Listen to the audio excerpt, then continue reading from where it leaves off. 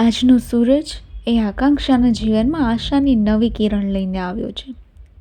જાણે નવી જ તાજગી છે. ભાઈ પોતાને સમજે છે અને પોતાની સાથે આવશે તેવી આશાએ આકાંક્ષાને પ્રોત્સાહન આપ્યું. આકાંક્ષા અને અંશ બંને ગાડીમાં જાય છે. અમદાવાદની સડકો પર ભયંકર ટ્રાફિક. સવારના વહેલા પણ એટલો જ રહે. આ ટ્રાફિકને પાર કરીને જીતના ઘર સુધી પહોંચવાની આકાંક્ષાની ઉતાવળે અંશથી છુપાઈ નહોતી શકતી. મનમાં ઘણી જ ઉથલ પાથલ ચાલતી હતી. જીતના ઘર જવું, ત્યાં જઈને શું વાત થશે? શું અંશ અને જીત એકબીજાની વાતને સમજશે? આકાંક્ષાના મનમાં અનેક યુદ્ધો ચાલી રહ્યા હતા. બીજી તરફ અંશના મગજમાં પણ ચિંતા હતી. અનેક પ્રશ્નો હતા જે તેને જીતને પૂછવાના છે. તેને પોતાની બહેનને સોંપતા પહેલા એક ભાઈ તરીકે સમગ્ર રીતે ચકાસી લેવાની તલબ અંશના મનમાં સ્પષ્ટ રીતે જણાતી હતી. ગાડી જીતના ઘર પાસે પ્રવેશે છે. ઘરમાં થોડી શાંતિ છે.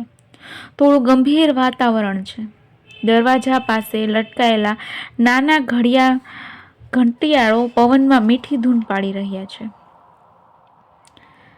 ગાડીનો દરવાજો ખુલે છે અને હળવેથી અંશ અને આકાંક્ષા નીચે ઉતરે છે. આકાંક્ષા થોડી ક્ષણ દરવાજા સામે સ્તબ્ધ થઈ જાય છે. પગ આગળ વધતા અટકી જાય છે. તે અંશના ચહેરા તરફ જુએ છે. અંશ પણ આકાંક્ષા તરફ જુએ છે.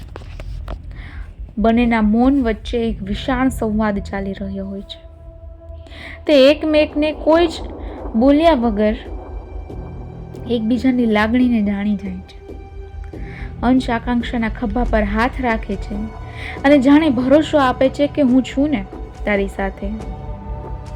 તેની નજરમાં સ્પષ્ટ પ્રેમ અને રક્ષણ ભાવ જોવા મળે છે. બંને ઘરના મુખ્ય દરવાજાની નજીક પહોંચે છે.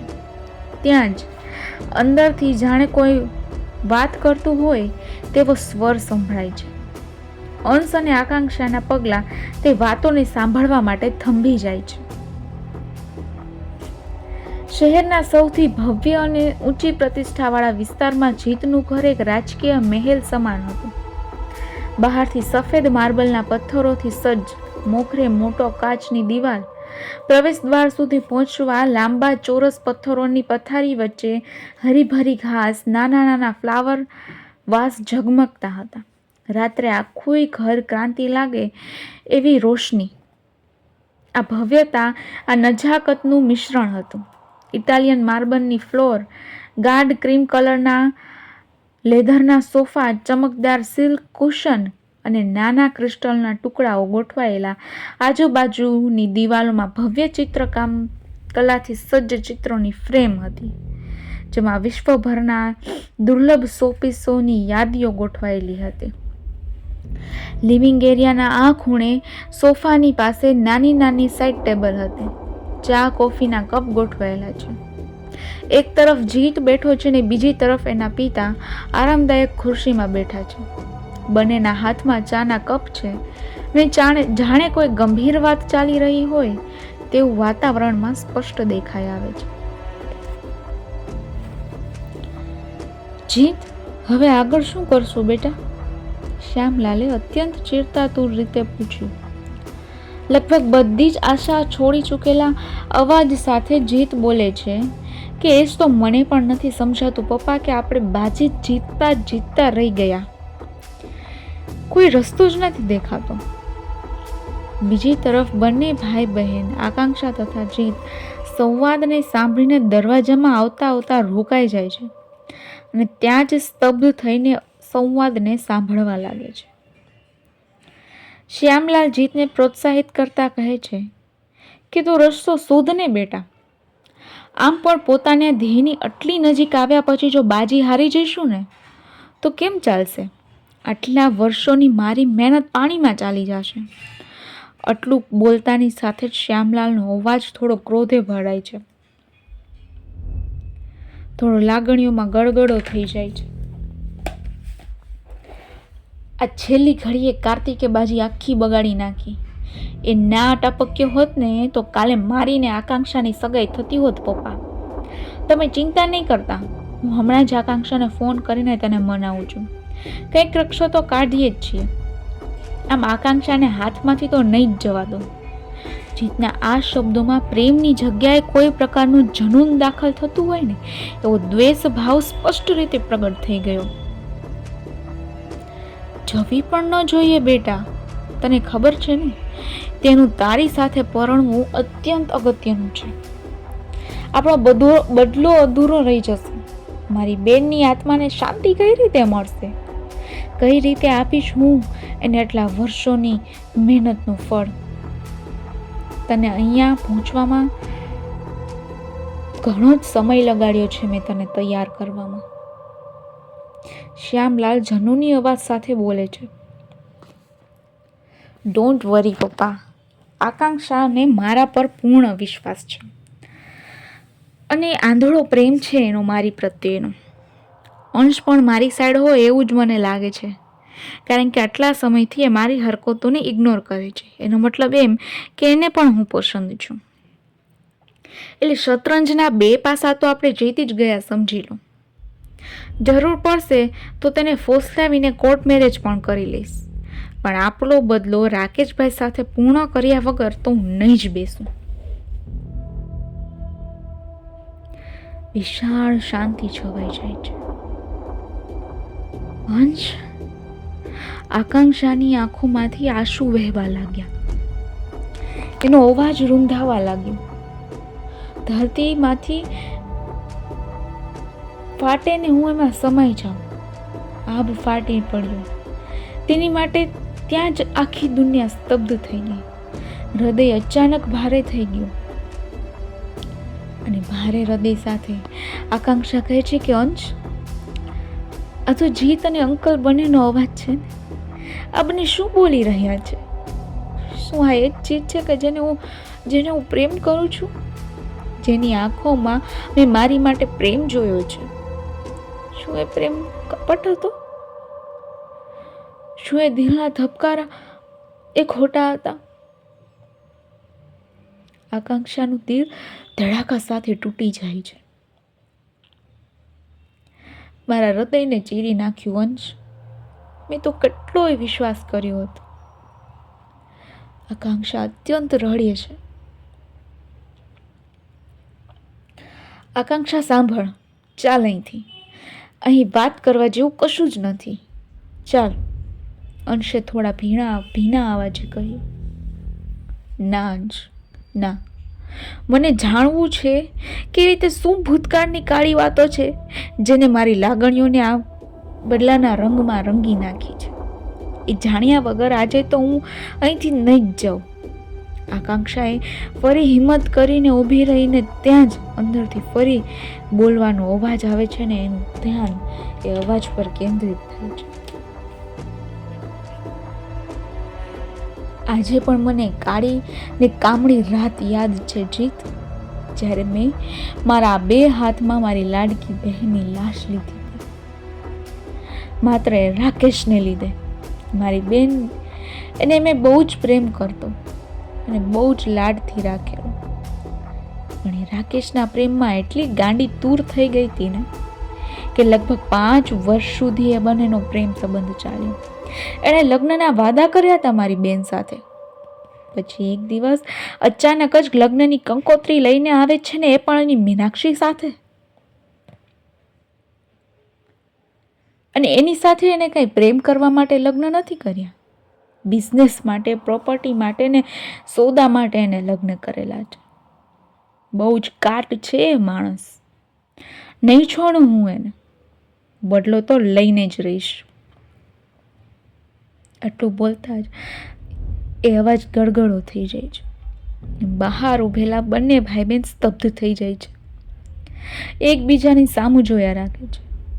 બંને કંઈ જ બોલી શકતા નથી.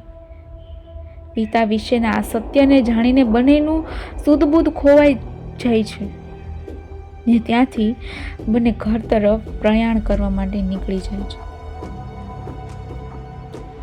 આકાંક્ષા અને અંશ બંનેનું મન આજે ભારથી ભરેલું હતું.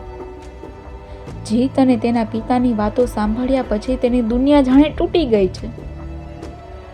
ઘરમાં પ્રવેશે, ઘરમાં એકદમ શાંતિ છે, પણ એ શાંતિ બે દિલોના ધબકારા ગુંજાવતી હતી. આકાંક્ષા મમ્મીના રૂમ તરફ સાવ ધીમા પગલે પહોંચે છે. તેની આંખો લાલ, અવાજ થતરથે છે. અંશ તેની પાછળ ઊભો છે. ભાઈ તરીકે મજબૂત દેખાવાનો પ્રયત્ન કરે છે, પણ અંદર અનેક પ્રશ્નો મનમાં યુદ્ધ કરી રહ્યા હોય છે. માતા બંનેને આ હાલતમાં જોઈને ચોંકી જાય છે. આકાંક્ષા ધીમા તથા તૂટેલા અવાજે બોલે છે, મમ્મી, તમને કંઈક પૂછવું છે. ભૂતકાળ વિશે, પપ્પા વિશે ને તમારા વિશે, જીત અને તેના પરિવાર વિશે. મમ્મીના હાથમાં રહેલી સાડી નીચે સરી જાય છે.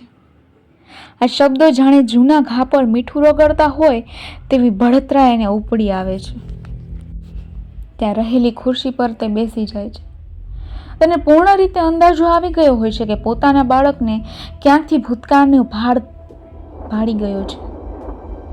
એટલે તેને તરત જ પૂછી નાખ્યું કે તમને કઈ રીતે ખબર પડી, કોણે કીધું, કઈ રીતે કીધું. અંશે સમગ્ર વાત મીનાક્ષીબેનને વિસ્તારપૂર્વક કરવા માંડી. માતા સમગ્ર વાતને અત્યંત ભાર અને વહેતા આંસુ સાથે સાંભળી રહ્યા હતા. મમ્મી, શું આ વાત સાચી છે? આકાંક્ષા હજુએ તે સમગ્ર ઘટના પર વિશ્વાસ કરી નહોતી શકતી. હા બેટા, તમને બંનેને એ તો ખ્યાલ જ છે કે તારા પપ્પાએ મારી સાથે બિઝનેસ અને પ્રોપર્ટી માટે જ લગ્ન કર્યા છે. આજે એ વાતનો પણ ખુલાસો કરી આપું કે જીતના ફઈ એટલે કે શિવાનીનો હું એકદમ પાક્કા મિત્ર. નાનપણથી સાથે ઉછરેલા, મોટા થયેલા. તારા પપ્પા, હું, શિવાની અમે બધા લગભગ સરખા. એ લોકોથી 2-3 વર્ષ નાના હશું. કોલેજમાં જુનિયર હતા અમે તેમના. કોલેજથી માંડીને લગભગ 5 વર્ષ સુધી શિવાનીને તારા પપ્પાનું અફેર હતું અને સૌ કોઈ એના વિશે જાણતા હતા. સૌને એમ જ હતું કે શિવાનીના લગ્ન તો તારા પપ્પા સાથે જ થશે. શિવાની મારી પાકી મિત્ર. નાનામાં નાની વાત મને શેર કરે. એમ કહું કે શિવાની વગર મારી સવારે ન પડે ને સાંજે ન પડે. મારા પપ્પા એટલે કે તારા નાના ખૂબ જ મોટા બિઝનેસમેન.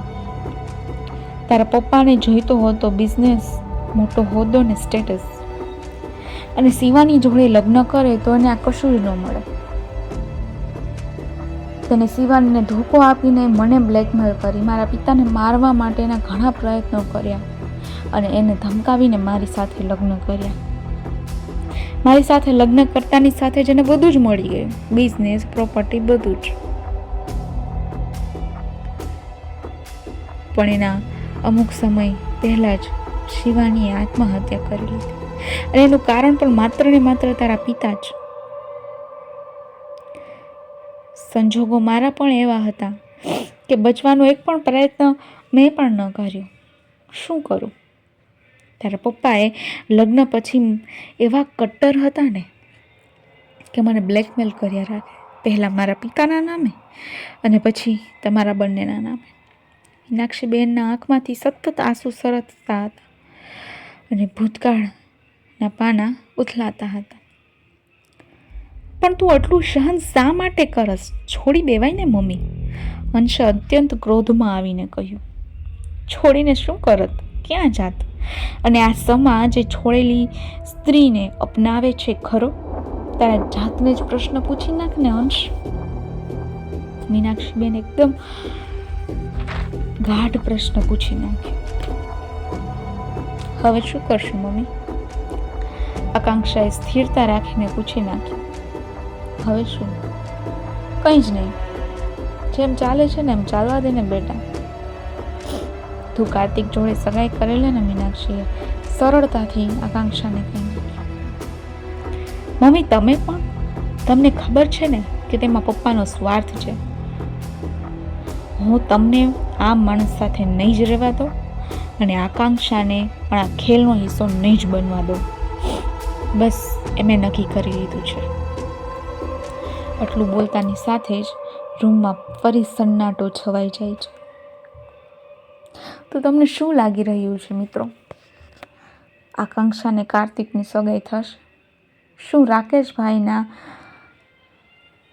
આ કડક અને કટ્ટરવાદી સ્વભાવથી અંશ મીનાક્ષીબેન અને આકાંક્ષાને બચાવી શકશે? શું જીત અને તેના પપ્પા ષડયંત્રમાં સફળ થશે? શું લાગી રહ્યું છે તમને? તમારો ઓપિનિયન કોમેન્ટ બોક્સમાં જરૂર ને જરૂર લખો અને કહાનીમાં આગળ શું મોડ લેશે એ પણ લખો. તમારો ઓપિનિયન અમારી માટે ખૂબ જ અગત્યનો છે. તો stay tune for a next episode.